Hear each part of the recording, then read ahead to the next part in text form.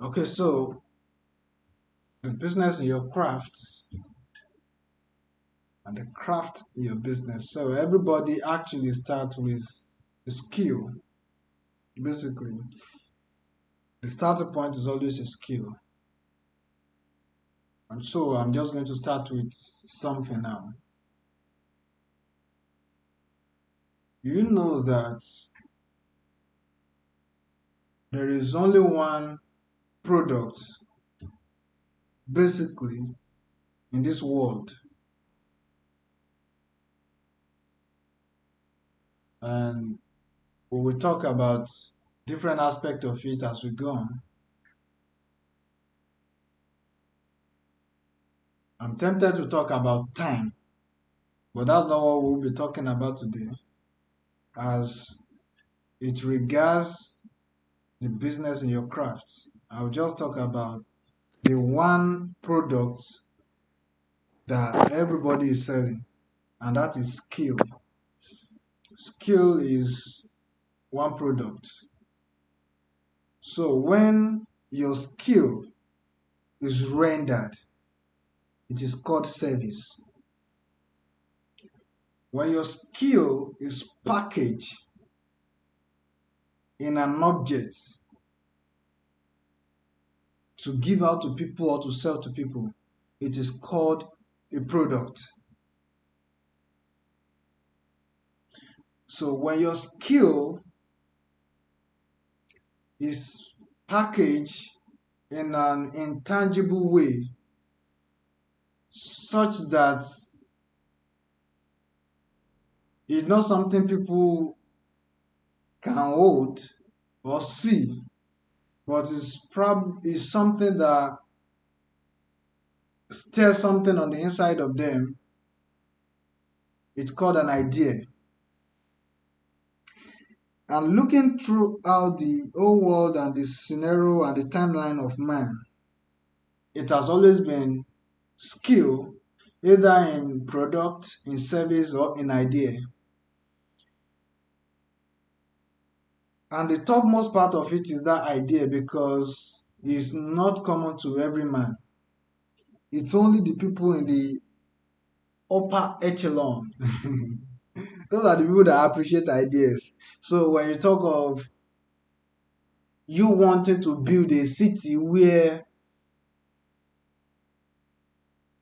there's no car moving, where you can just from here think of being in the United States and you are there.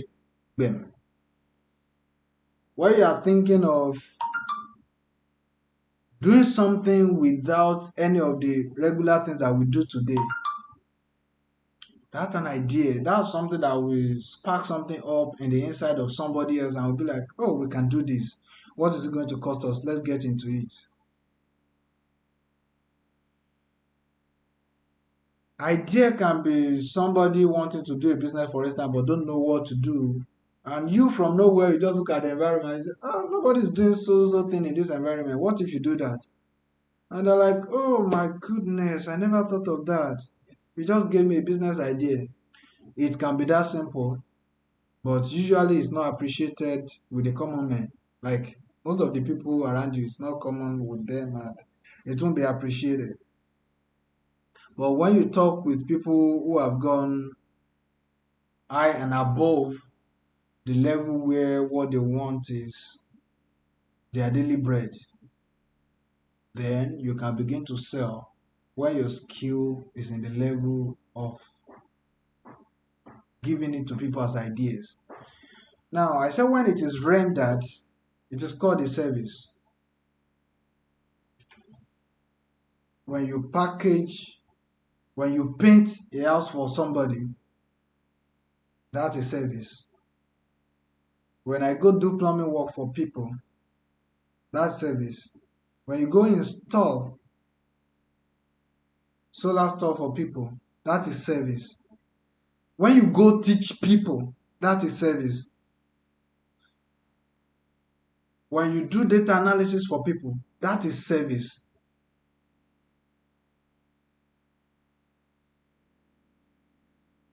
When you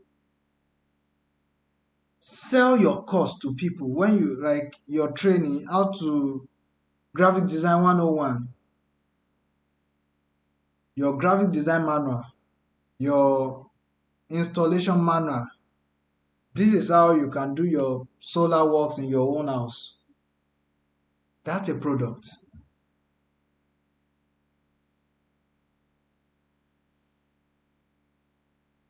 That is a product. Because at this point, you don't have to be there for that person to get it. You have given it out. So it's been packaged in something that you can easily give out, and that person can deal with it on his own term. So if I write a manual, essentials for rabbit rearing, I don't know if that's the English you people use around that area. But if you say essentials for rabbit rearing and you put it in either a digital format or hard copy textbook or in any way, be it in a tape, in a disc, in whatever form it is, and you sell it, that's a product. But when you go there personally to train people, that involves your time, energy, and your availability at that point in time. It is a service. So when I tell David City designs also something for me, for the fact that he's sitting down to put the colors together, to draw the lines and everything, what is rendering is a service. But when he sends a course to me that study this and you will know how to do your own graphic design yourself, that's a product.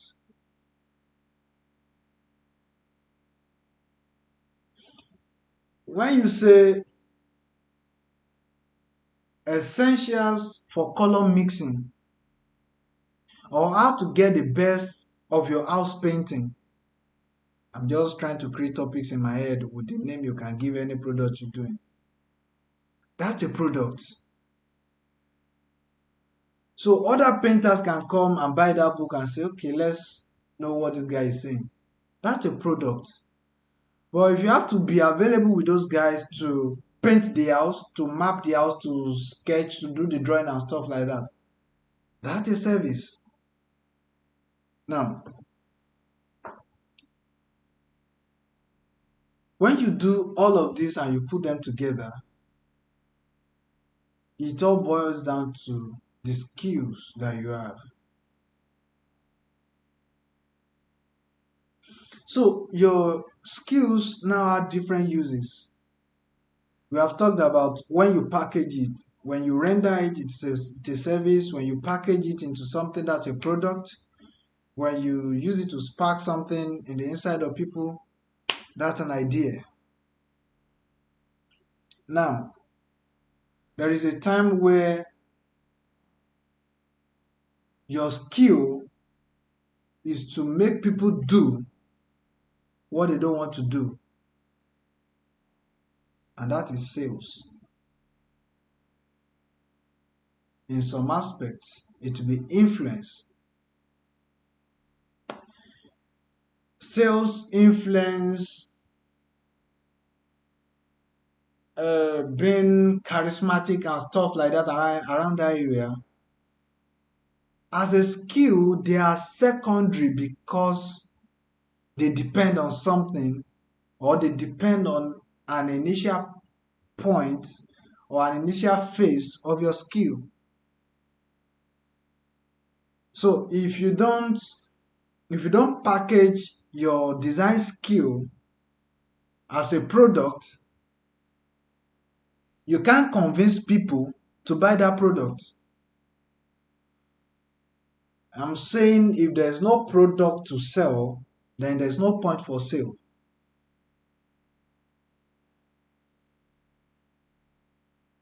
If there's no service to render, There's no point convincing people to patronize you, or that there's no point convincing people that you are the best man for the job they want to do. And the other time we're talking about sales. Yeah, I think it's here. We've talked about it. When you do sales, when you do sales, you are telling people that there is something good for you and you can have it now. And I remember we were talking about sales in the aspect of it's one of the best way to actually make money. I think that was last week or so.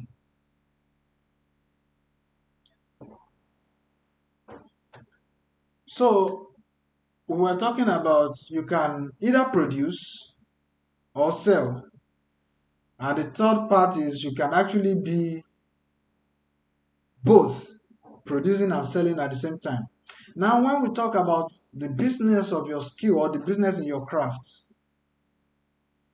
this is a point that goes beyond what you can actually do. So, you're into graphic design at a point, at a particular point in time, you can't do more than one design at a single time by yourself. And you can do that again and again. You're making your money, you are the CEO, you are the treasurer, you are the accountant, you are the officer, you are the one determining how the money comes in, how the money goes out. You are the one keeping the record, you are the one destroying the record. When it comes to the business in your craft, as a graphic design, is that point where you begin to think, what if I'm not here? Is it possible for somebody to still design in my name? Or when I'm not available, can I still serve my clients? And that's where it comes to play that you bring other designers to yourself or together,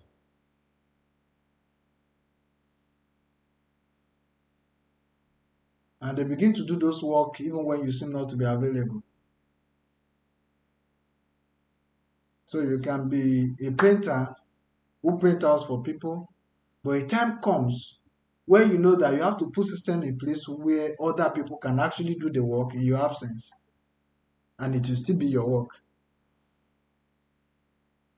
You do solar installation, and you have to always travel and go, make sure people get the job done, they do it right, do it the right way you're supposed to do it. Even when you have engineers and the likes on site, you still have to be there to make sure they do it right. A time comes where it's not even about you, and you can be on the field and somebody is there negotiating on your behalf somewhere, and you can be negotiating somewhere and somebody somewhere is doing the work on the field for you, and you can be entirely not on the field and your job is still done properly the way it's supposed to be done. So for every work that will be long lasting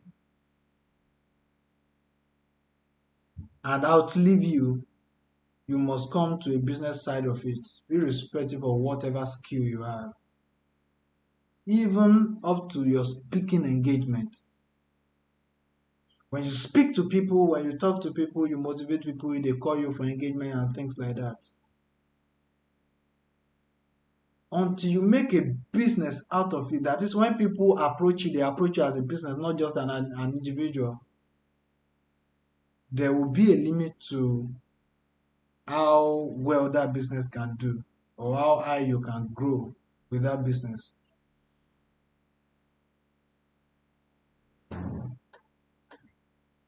Your business, that in your craft, is just saying adding an extra layer to what you are already doing. And that's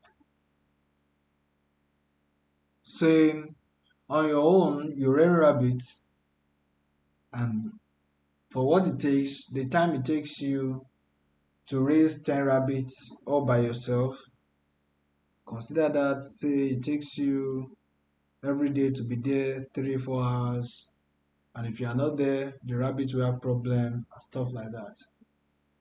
And the people you are serving presently is basically maybe you and three other people.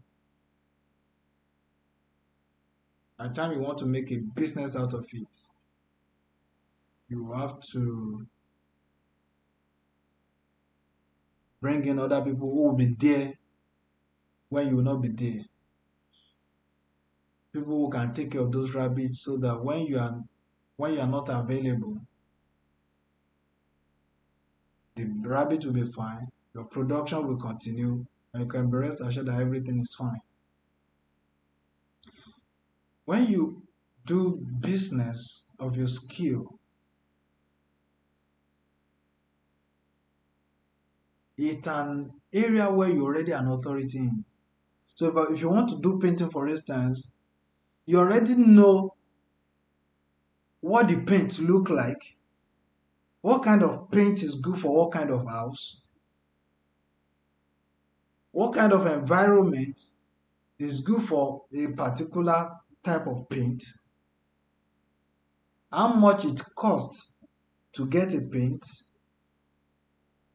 how much it costs to get workers to work with you on a particular project, and stuff like that. And you know how much time it takes from you. Those are your skills, those are the things you do conveniently and easily. When you add a business to that thing, you bring it to a point of doing it as a business. That's the level of automation. Automation. And that automation is what help you to say, when I'm not here, I can still do what I do best. And business part of it is what help you to say that you can serve more people without having more stress. So if it will take you and two guys 10 days to do a complete house painting, plus your screeding and every other thing you do, when you are bringing a business aspect of it and you really serious about getting things done around that area, you begin to think in the aspect of, why don't I bring in two more people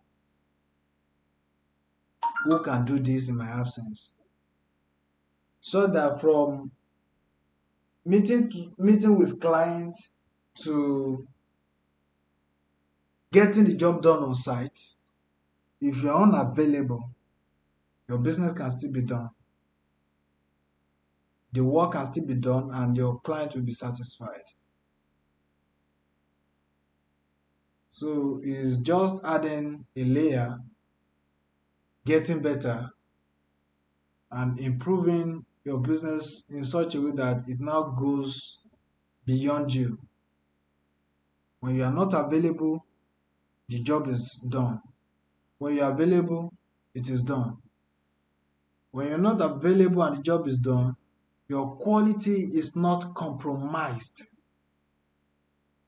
Still, and that's how you add business to your job, to your skill. A doctor can do whatever, but it's another thing when the doctor has an hospital, right? It's one thing to be a speaker who just speak for people and for events. It becomes a different thing when you become a consultant. Now, when people book you, sometimes they can book you without having to see you. You have people run that package for you. So doing business of your skill makes it better than when you get into a business and then you want to build a business out of, you want to build a skill out of that business. Because a skill is something you already have, you have developed, you have done it, all you are doing it is scaling it. In fact, doing a business in your craft is like saying scale your craft, scale your skill, serve more people, and do it in an automated area, system, or settings. Because when you want to build a skill out of a business that you don't know, let's say somebody just call you now, oh, let's do crypto. Crypto is the business that is going in town. Provided crypto is a business. I'm saying it that way. That crypto is a business that is trending now. Let's do it. And you don't have trading skills, you don't even have research skill, you don't even know any of those things. But because everybody is putting money, you now put money.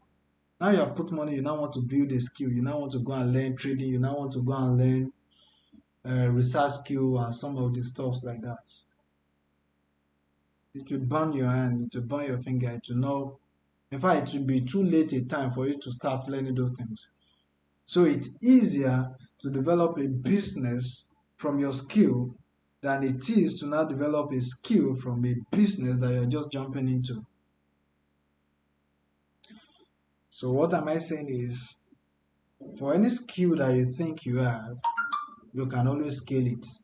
More people can come in that you serve, more people can come in to work with you, and the most important thing you will have to do is to put systems in place. Yeah, systems in place. I think that's all I will say about that. I will there.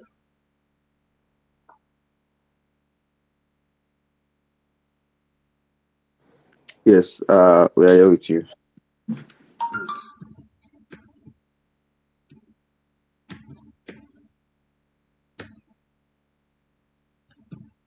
Does have anything to say? Something to add? Something to remove? Yes, D Major said we should do this topic.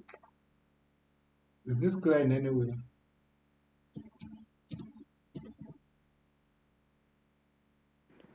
I think most people don't know that their mic are mute. You can just unmute your mic. Give me your.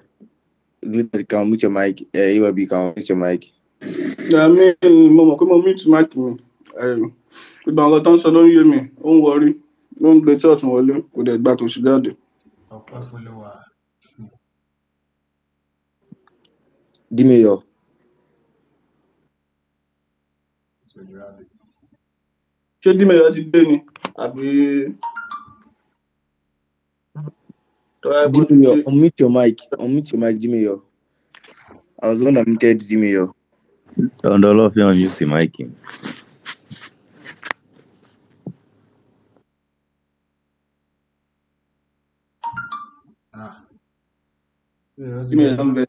Don't go meet rabbits.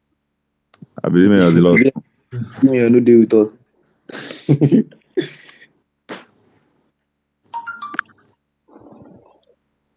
It's alright, so I just think that it's if you meet us, very good. If not, yep. ẹ jọ gbogbo ẹ̀yin tẹ́ nílé tí ilé yín nídìí retouch ẹ kàn sí mi kí wọ́n bá yín palárò. Ó máa gbọ́ tàwa. Ní kíákíá. Ẹ ṣàánú mi o.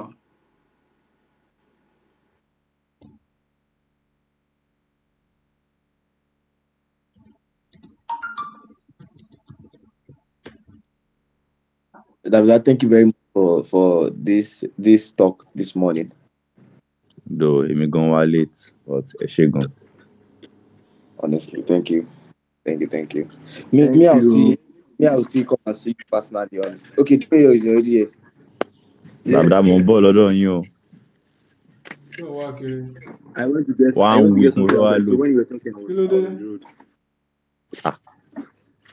PP èmi boring ni. Nice one. AYB, jẹ́ kí Dime yẹ sọ̀rọ̀. Okay. I said I got everything that Labila was saying this morning. Okay. They were so enlightening. So I think the business aspect of our craft or the business aspect of our skill is what we really need to work on to make it easy for us, and also to bring the best out of the business, to bring the Yeah. best out of us. But if you are going to be, if you want to do everything yourself, you are still limiting yourself to the potentials that business or that opportunity can bring for you. Until your business can function in your absence, then I don't think you have really maximized what the potentials in that business can do. So thank you really for everything. Yes, thank you. And the scenarios or the analogies you made concerning touching each and everyone's needs or aspects was really nice.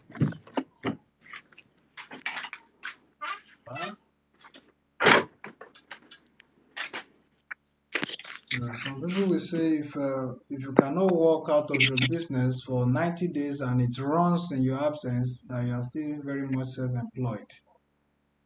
So some of us, to a large extent, we are still self-employed because the kind of things we do till now, there are things that we really cannot stay out of it for up to 90 days and it will still be working and people will still be saying thank you, thank you, thank you. Nope. Because and until our system is set up in such a way that from the negotiation, from proposal, from application, whatever it is you're doing to get the job done, to get the project, the contract, whatever it is, till the time of delivery,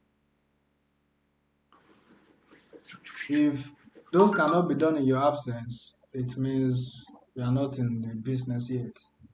But one thing I know is these things, they come in levels and in phases. And this time we are is actually the time for us to develop those skills to know what every aspect of that business require. And I'm saying, like you does rabbit, for instance, you know how many times you're supposed to feed your rabbit a day. You know how much the food costs, the feed costs. You know what kind of maintenance it requires, taking care of their cage, giving them their medications as required, their boosters, the kind of care you have to do for them to make sure they are living fine. If you know all of those things, which is the phase we are in, know all of those things, be a part of all of those processes. By the time you bring in people in and say, I want two people to be taking care of my rabbit, they won't just wake up one day and just say, sir, we just got there now, we discovered two died. You will know the right question to ask. If you get there now, you just say, we just got there now and two of them are lean. You know the right question to ask. They won't just tell you one is dead and you're like, oh, maybe he's sick, that's why he died. Why will you know the right question to ask? It's because you have been there, you have been part of the process, you were there You know what the business look like in and out.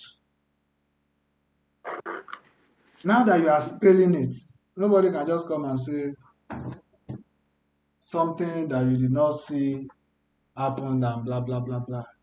So this is the time we're in to know what the business takes, so that when we decide to scale it, we know the right people to take in, which parts to take and which part not to take. But one thing is sure, as we grow gradually and together, we can be rest assured that we will get there. And until we scale and automate, we are not yet in business. Yeah, so that's it.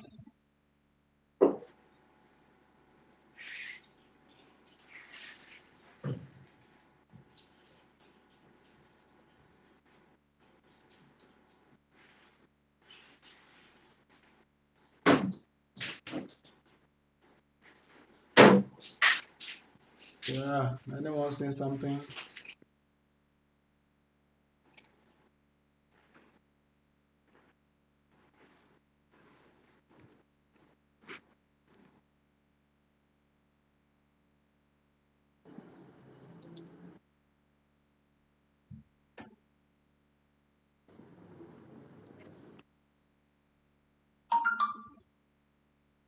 Anybody there? Yeah. Yes, we're here. So I want to ask a question Okay. concerning scaling our current position, Yeah. scaling and automating, Yeah. which is the next phase. Sometimes I think all these companies sometimes they are usually careful about scaling, because sometimes you need to know when to scale, because you can have a business and you are not yet at the point where you need to scale yet, maybe because of what you just spoke about now, because you have not really known the in-depth of, or the in total of, the business you are doing. You understand? Yeah. Because if you scale and you are not acclimatized, or you are not informed about every aspect of your business yet, you might ruin the business. You might fall into hands that you cannot manage, and then the business is ruined. So I want to ask, when can we start considering scaling? When can we say we are ready to scale? And then sometimes you look at it that there are some business that when you scale, it's like you need more investment. You need to put in more energy. You need to put in things in place. There are different people you need to manage now, and revenue has to also increase, because you are getting more hands. You understand? The revenue you are getting from the business has to increase, so that you can cover up the cost of the more hands you have in the business.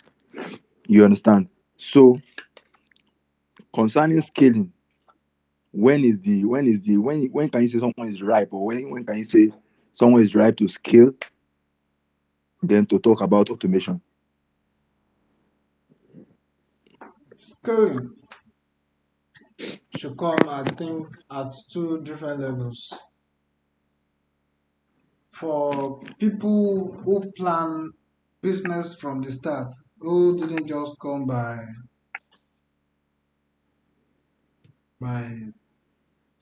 skill, or let me say it this way, for people who have different rounds of funding, or who have looked at different categories of their business, And I'm talking about those who probably write business plans before they start and they are saying, okay, this is the first phase when we do this or that. Those ones, they are on a different level. But without that, there are two reasons you are going to have to scale. And when you get there, you know it's time for you to scale. First of all, is when the work is becoming too much for you. And I'm just talking about something practical, something that is happening real time with you now. Because I'm not talking about the ideal scenario now. Because if you want to talk about the ideal scenario when you should scale, there will be some other things to consider. But now we are talking about what is happening with you. You have something you're doing and you're working on it and you want to know when to scale. One is when the work is becoming too much for you. Okay, you are the one who goes to buy feed. You are the one who feed them in the morning, clean the cage, pack the waste, give them food, give them water. You are the one who carry them to the market to sell. You are the one who repairs the cage. You are the one who knows when the cage is big enough or not. At a point where the work is already too much for you, so that you easily become tired. At that point, it will be time for you to scale. And scaling is also in stages.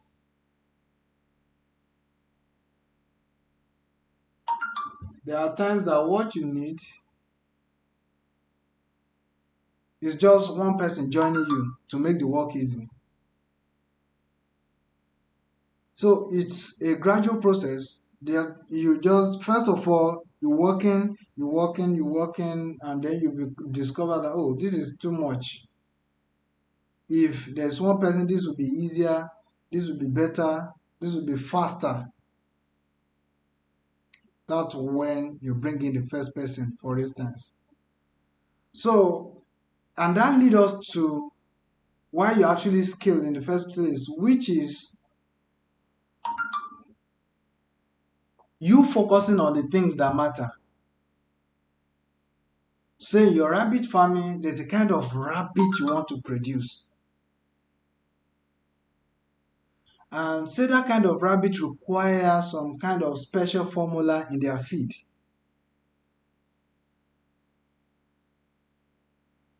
And you have to do that formula yourself, get the material and everything. But you know that in doing this, if you have to feed them, water them, clean their cage, go to the market, come back, and do every other thing involved, you know that you cannot in any way be able to work around that formula on time. At that point, you're going to need somebody else to join you. And that person will be the one to probably do the one that are not necessary.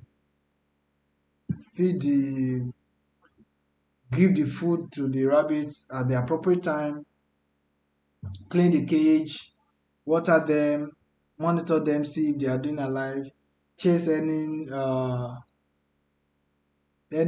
predator around them that can cause trouble, notify you of any disease as it comes. That one, you can delegate it and you can get a cheap labor for it. Because that person, all you have to do is tell them once or twice, when you see this, let me know. When you see this, let me know. This, you give it to them at so time and regularly like that. Then you can sit down and watch your formula and work on it and deliver. So that is one time you scale, when that work is becoming too much for you. And of course, the work you're doing, the revenue that is coming in is matching the effort you are putting in. But at this time, you know that this work is already getting too much for you. And that means part of the money that is coming to you as your personal gain is from there that you are going to settle this guy that is going to ease your burden. The other time you scale is when it is time for you to serve more people, serve more community, or enter new markets.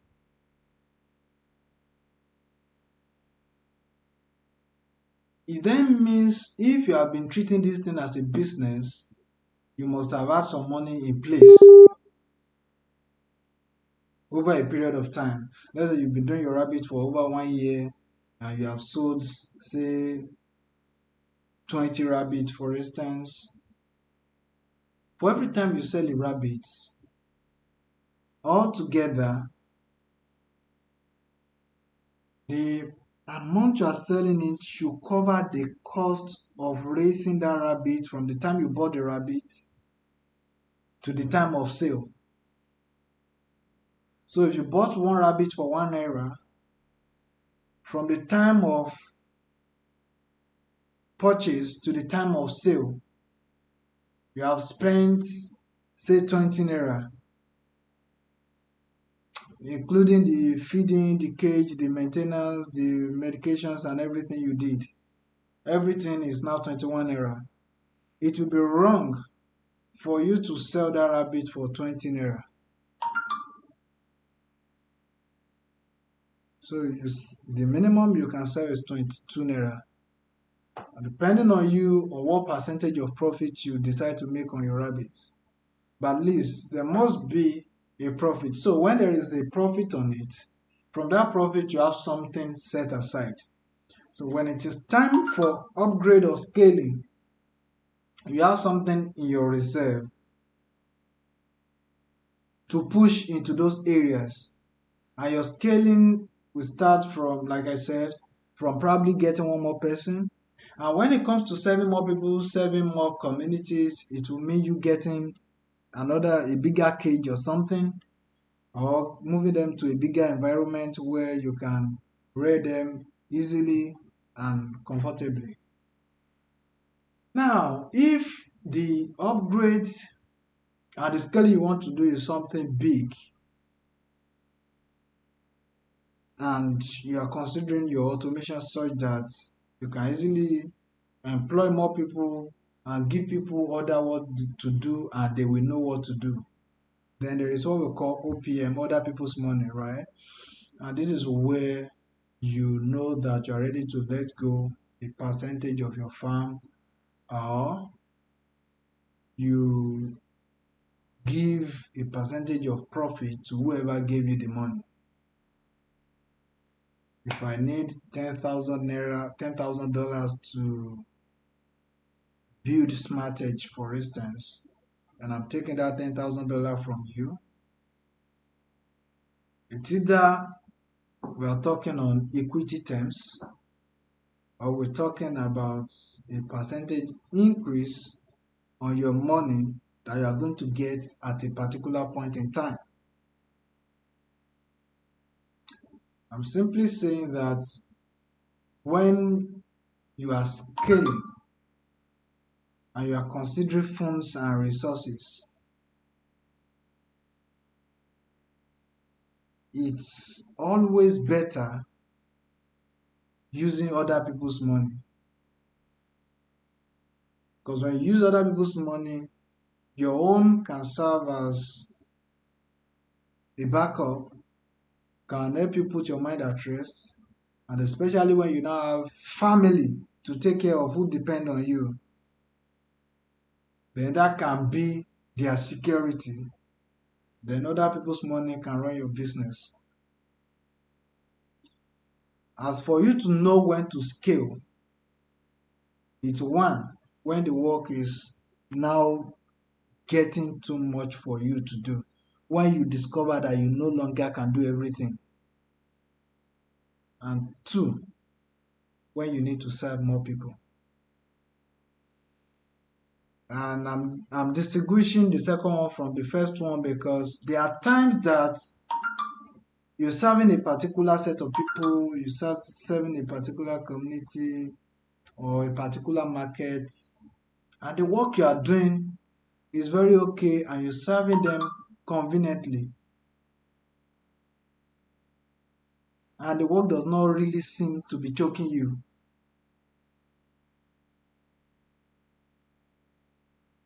And most of the time that works under product, especially if what you are doing is say you are selling a course or a product that can easily be made, and you are selling to say okay, let's use selling a course for instance. You have been doing a course that you sell to maybe secondary school students. You've always been doing it conveniently. It's almost the same course every year. Just once in a while you do upgrade, take your time, you record the class or you type it out and you put it in the course and you sell every time for secondary school students. And you've been doing that in Abeokuta, for instance. And let's say all the secondary school in Abeokuta, if possible, all of them, you are selling to them. And you'll be doing that all by yourself, no stress, no troubles. That is, you compile it, you put it together, and you give them maybe a website or a platform where they download it from, or you have a way of sending it to their schools and they use it. And you're doing that conveniently, no stress, there's no trouble. You can do that, and the revenue is okay, and you're fine. But when you want to do that to extend that to say Ijebu, the whole of Ogun State, you want to cover the whole of Ogun State now, it becomes a different thing. Because at that point in time, either you are using a website or you are using anything, you know that what it will require for you to serve people in Abeokuta alone will be different from what it will require to serve all the people in Ogun State. So either you like it or not, that work will go beyond you. From the calls and messages you need to attend to how many times you have to do the upgrade, to how many times you have to send it out, to the, if you are using website, to the database you now have to increase so that you can have room for the number of people that are coming in. All of that you have to improve. And at this point, you know, it's beyond you. Now you need somebody to consistently monitor your website and monitor your database. So when that thing extends beyond what your current capacity is, those who can easily extend it, expand it to make room for more. So if you've been selling rabbits for, say, people in your community, or at a particular point in time, you can only serve, say, 10, 20 people. And now, on average, you now see that 30, 40, 50 people are asking for the same thing you're doing. They're asking for rabbit. Do you have rabbit? Do you have rabbit? Want to buy? Want to buy? At that point, you not have any choice than to scale. Because you know the kind of rabbit you sell, you know the kind of formula food you give them. This is not something you will now send somebody to go and buy for you. You won't just say, okay, you go to rabbit market and buy rabbit for me. You know the things you look out for in a rabbit before you pick. In fact, when you are picking some of them, you know that you still rely on your instinct to know which one to pick. And there's no way you want to teach your instinct to somebody else. So you know that that job on its own is something you have to do for yourself and by yourself. You have to go to that market and pick the rabbit yourself. But the feeding is something you can tell somebody else to do for you.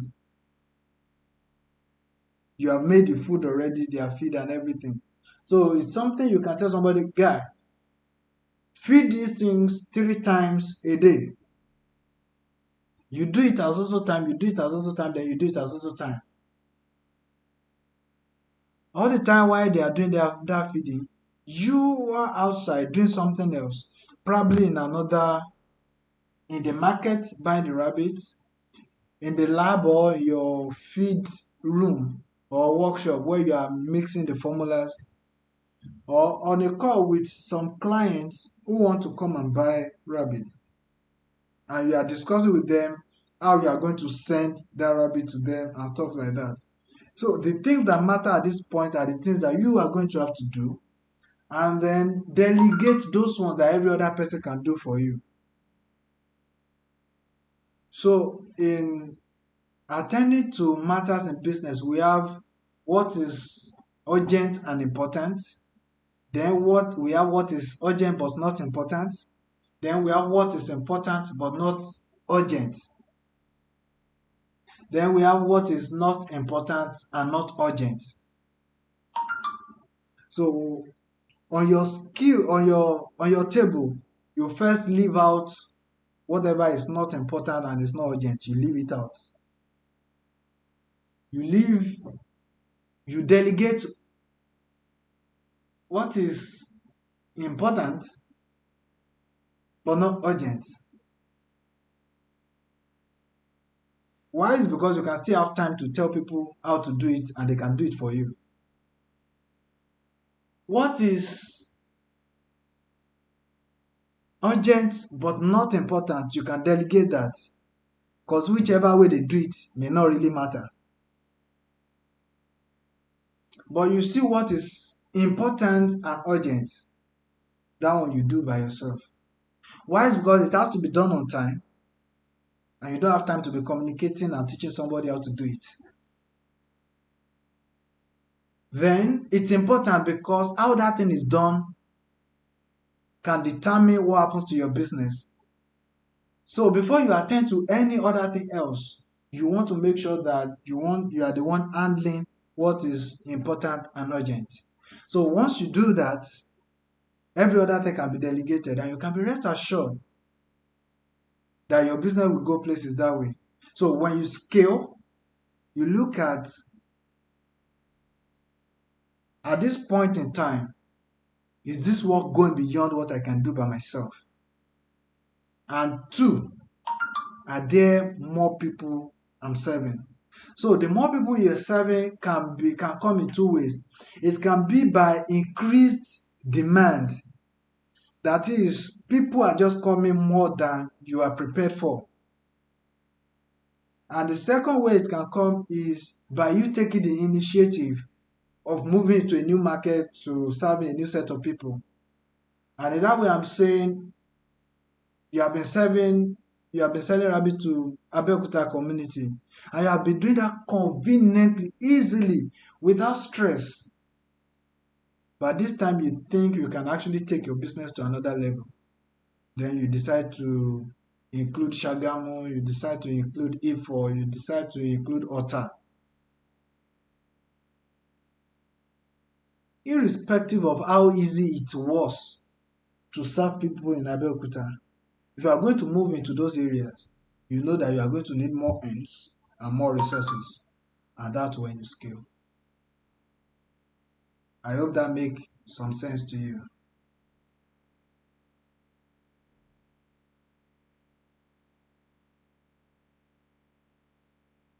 Are we together?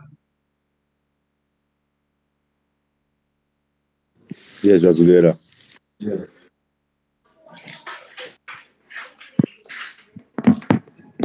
All right, Junior, does that answer your question? Yes. All right.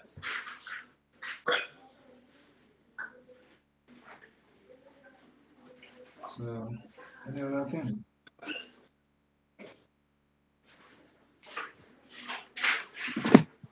I want to also say something Okay. concerning. You mentioned when you were talking about scaling. There are some.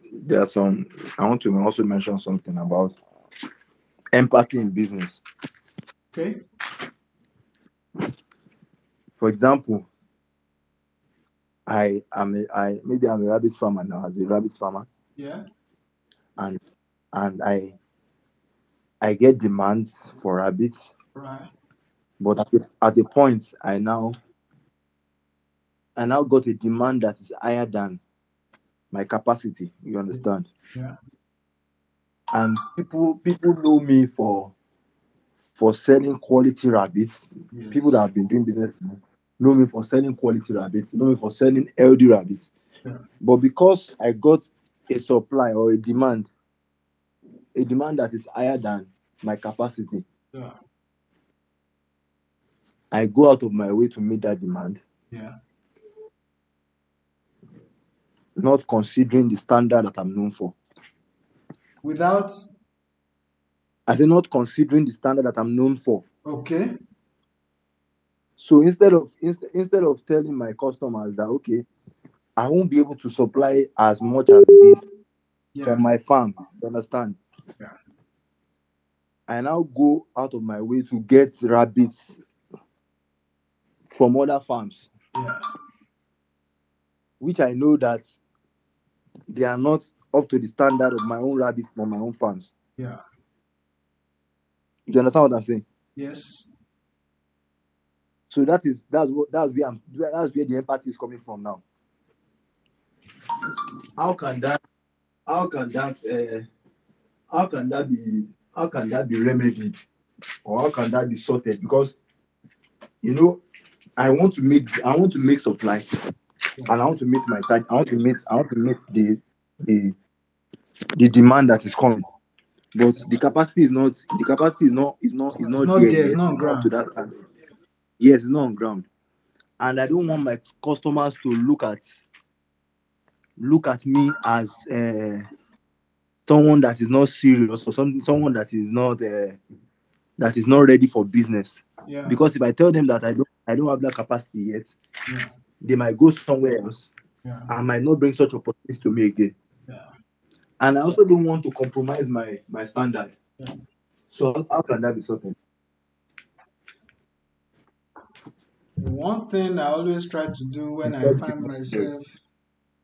You still want to say something? I say in such business scenario, how can someone solve that? So for the few time I think I found myself in that situation, one thing I do regularly is ask for time. Okay. Yeah. If let's say we are about 6 or 7 on this call now, 4 of the people here know that you sell quality rabbit. Yeah. The other two don't know, or they are not rabbit somebody, right? But me, I want to come into rabbit now, and those 4 told me, you are the sure plug, you sell best quality and stuff like that. Yeah. It means me coming to you is because of what they've told me or what I know about you. Yeah. So if I come to you and you don't have rabbit on ground, but because you don't want to lose me and you now sell something substandard to what you do, Mm. if I get to my own farm, I now discover that what I bought from you is problematic. It's not what I expect to get. It will do you more damage than if you tell me, please can you give me 1 more week? Can you please give me 2 more weeks? These ones I have, they are not ready. Or you just tell them whatever the scenario is and assure them that they can get it within so period of time. Because outside of that, if you give them anything that is below the standard that you do, what they know you for, it will cost you more harm eventually, because they too will explain to somebody that we also explain to somebody that we eventually explain to somebody again. And before you know it, your network begin to get shorter. So in such scenario, the best thing you can do is ask for time. So you ask for time. Within those time you ask for, it's either you would have had that quality raised before that time is complete, or you would have looked for somebody who has your kind of quality that you can get from. And in a case where you don't have that, you can always tell them the truth. This is not available, and we won't be able to do this until so period of time. but I can give you somebody who can do this, or let me see if I can refer you to somebody. Would that be okay by you? Within those period of time, you would have used that time to do your own background work. And let me give you one instance that we are still presently on. This this borehole that we're doing, for the 2 times that I've sent my boys to go work on it, I was not there. So the last 2 times they were supposed to be there. No, the last time they were supposed to be there. They only went there, they attempted it, they saw the thing was still very difficult. They just added some chemicals to make sure the thing becomes easy.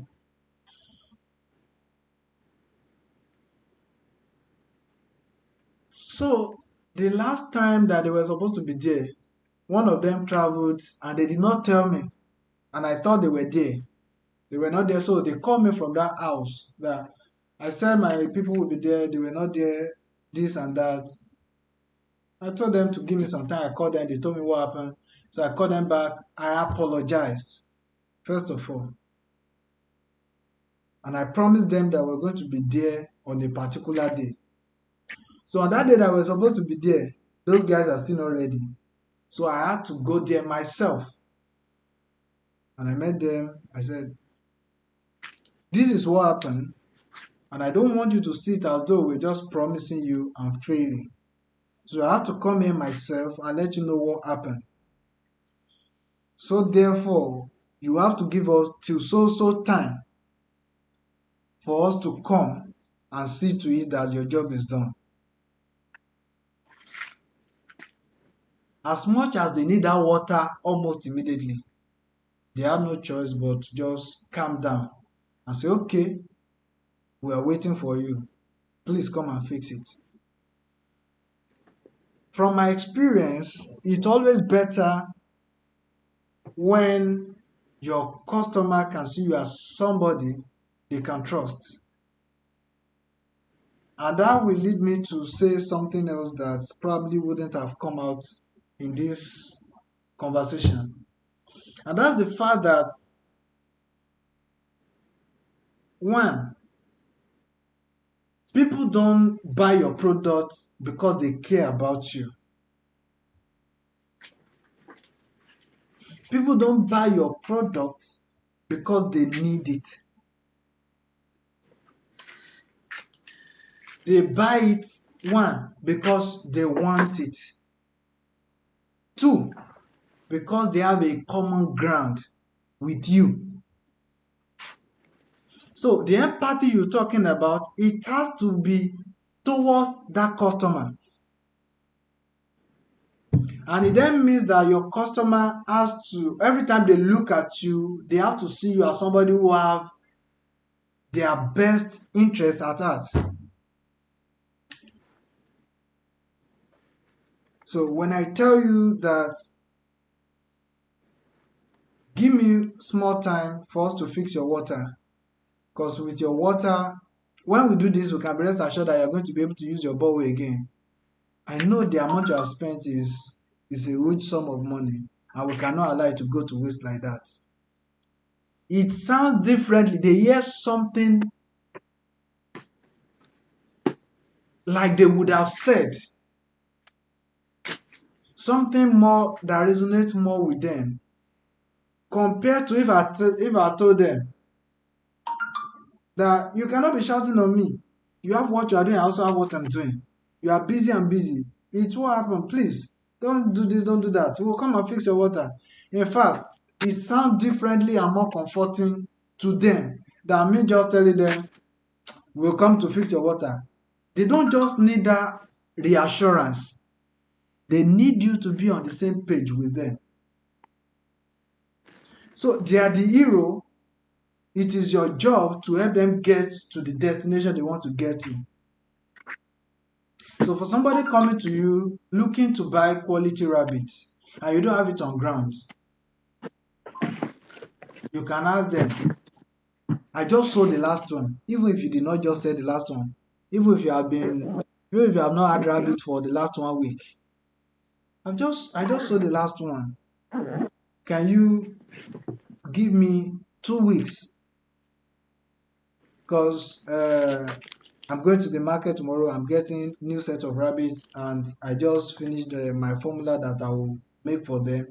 Within 2 weeks, you can be rest assured that your rabbit will be ready. In fact, I'll call you myself. Would that be okay? If they are saying no, that they really want it now, you say to them again, that's the best I can do for you now. Or one other thing I can do for you is, if we can do maybe 1 week and a half, at least we cut it short by some days. You can be rest assured that you get your rabbits and it will be of best quality. And if they are saying, but we really want it this week, then you tell them, I'm not really sure, but let me do this for you. Let me call somebody. If that person has it, then you can get what you're looking for. Because that's like the only person I know who produced something close to mine. By the time you do that, they know that you are not just about you being the one selling to them. You are about them having the best quality that they can get. See, when we do business like this, the matter of urgency, especially when a customer is telling you, I want it now, I want it now, I want it now, I want it now. They are doing that because they are on impulse. And I must tell you, no customer actually buy with sense. Everybody buy on impulse. And impulse because this is the time I have the money. This is the only chance I have. On the impulse of, if I should live here, I may change my mind. On the impulse of, this is what I've saved this money for. Or the impulse of, I have to prove to my friends, neighbors, and relatives that I can do this. Or the impulse that if I can get it now, I'll make somebody happy. All of those things are the reason people buy. So when they come under impulse and you let them know, because behind that impulse is now every other reason that they want to talk about. Like, I just want something quality. I don't want to do it now and then have to do it tomorrow again and stuff like that. And behind that impulse is now the reason they come to you. But what you want to hey, what's this English now? What you want to appeal to is that emotion that reveals to them that you bear their best interest at heart. Madam, sir, as much as you want it now, this is what I think you can do. If they see you to be kind of open to them, to that, and some of them can even open up. If I go now, this morning with Kinecon, this morning with Kinecon, and then you give them some other suggestions. Okay, do it like this. Why don't you? Okay, pay off now, or you can say, give this money to so person. Once I'm ready, I'll call you, and then you do it. All of this scenario I'm painting is just to let you see that it makes more sense when you take a position where they see you as somebody they can actually trust, that you are not just all about yourself, but all about them. It's like selling toothpaste to somebody with yellow teeth and saying it can help them have a whitening teeth. Many times they won't buy it because of just whitening teeth. But when you show them how many girls they can impress with their white teeth, yeah, when you show them how acceptable they will be in community when they have their white teeth, When you show them how much confidence they can have when they go out with their white teeth, many of them will buy. So with that level, they would have seen you as somebody on the same page with them who identify with their problem and is willing to solve it for them. So if people come to you because of quality rabbits and they are kind of looking for the rabbit now and you don't seem to have it, try all your possible best to get it for them. When you cannot, let them know why you cannot and make sure you don't give them something substandard because you don't want them to see you as unserious or you don't want them to go to another customer. Because if you are really of that quality and you are that unique, there's probably not somebody else like you. And if there is, if they know, they would have gone to that person instead of coming to you.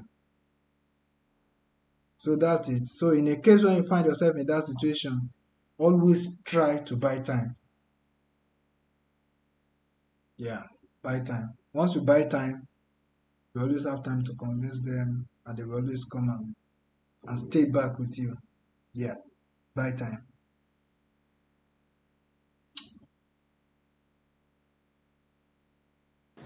Yeah, thank you.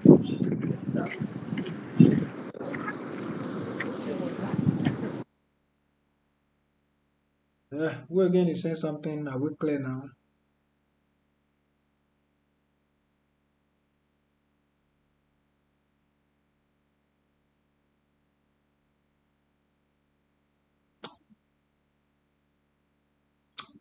Are we there?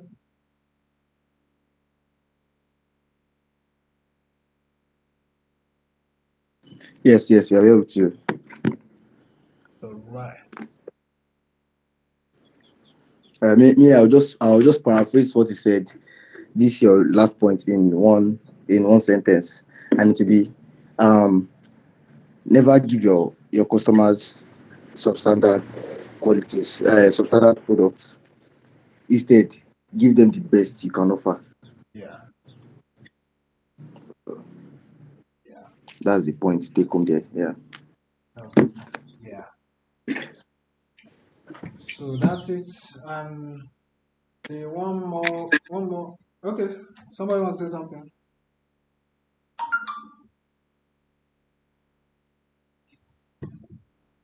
So I doubt one. it. No.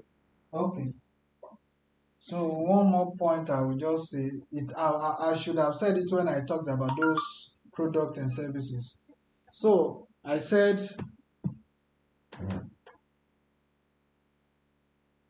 when your skill is rendered, it is a service. When it is packaged, it is a product, right? Yes. What I wanted to add is for your services, there is no discount. For your product, yes, you can have discount. Don't give discount on your services. And you can give discount on your product. Well, it may not seem to be practical in every scenario, in every situation, but as much as possible, avoid giving discount on your services.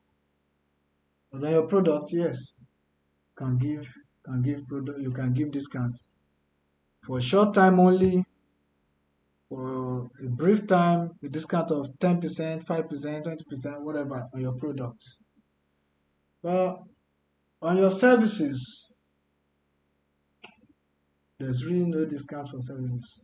Why? Is because it required your attention at a particular point in time that you have to be there that you cannot do. It requires skill over a period of time at that particular point in time. And it requires your presence. So that is all of your existence and being put into somebody's service. So of that, how much discount can you really give? So avoid giving discounts on your services as much as possible. Yeah, I think that will be it. that thing